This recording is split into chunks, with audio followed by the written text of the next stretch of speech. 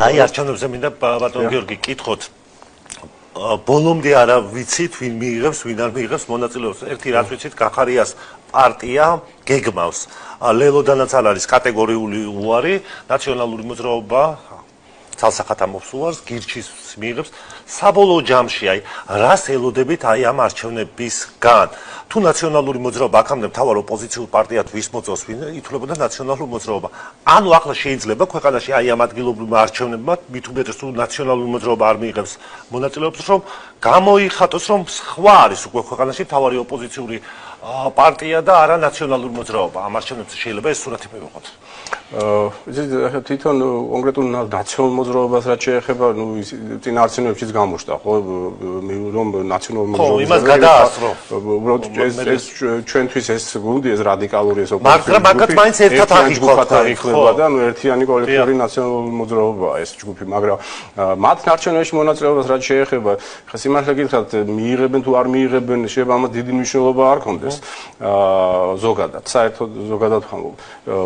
შეიძლება უკეთესიც იყოს თუ არ მიიღებენ მონაწილეობას ნაციონალური მოძრაობა და არ ვიცი კიდე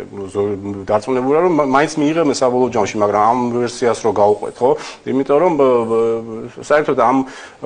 პარტიის აი პარტიულ სისტემაში ეროვნულ პარტიულ სისტემაში არსებობა არის დამაზიანებელი ზოგადად აი ამ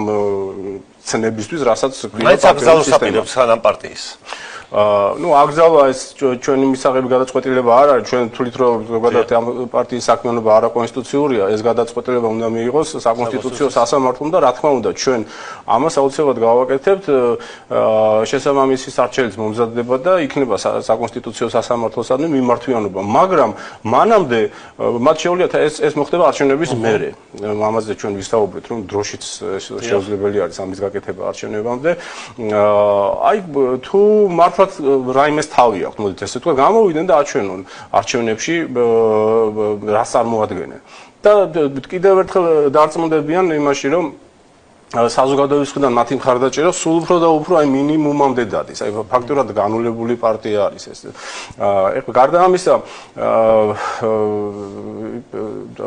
ამას ახლა თვითონაც ხვდებიან. ერთი მხრივ რაღაც შიშის მომენტიც ამოძრავებთ დარწმუნებული ვარ, რომ ის რომ კიდევ ერთხელ მოხდება ლუსტრაცია იმისა, რომ მათ არანაირი მხარდაჭერა არ აქვთ, ხო? და ნუ მეორე მხრივ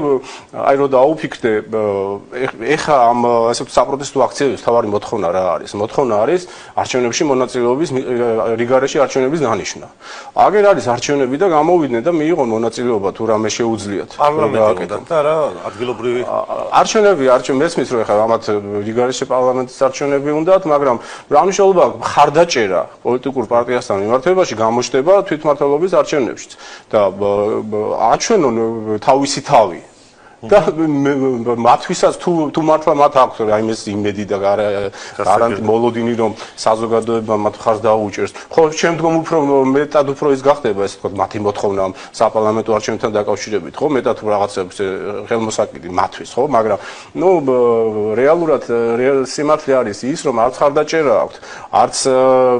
ლეგიტიმური მოთხოვნის უფლება იმიტომ რომ არჩევნები თვითონაც კარგად იციან რომ არ გაყალბებულა ხო ეს ამ სიყალბესთან დაკავშირებით ამ ზღაპრები უკვე აღარჯერა არავის. მე მგონი მათ შორის მათ მომხრეებშიც არ ამგონია რომ ესეთი ვინმე იყოს დარჩენილი, იმიტომ რომ ნუ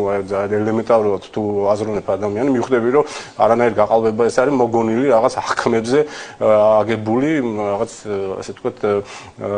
ვითარება ხო რომელსაც ქმნიან თითქოს არჩევნები გაყალბება